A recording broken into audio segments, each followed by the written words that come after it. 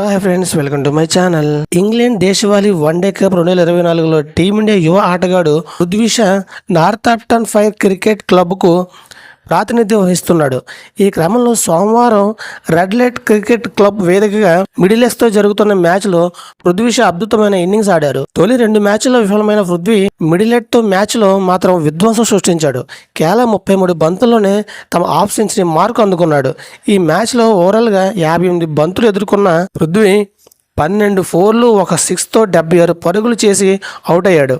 దీంతో తొలుత బ్యాటింగ్ చేసిన నార్థాంప్టన్ నిర్ణీత 50 ఓవర్లో 9 వికెట్ల నష్టానికి 319 పరుగులు భారీ స్కోరు సాధించి పృథ్వీతో పాటు గాస్ మిల్లర్ 73, జైబ్ 58 హాఫ్ సెంచరీలతో రాణించారు.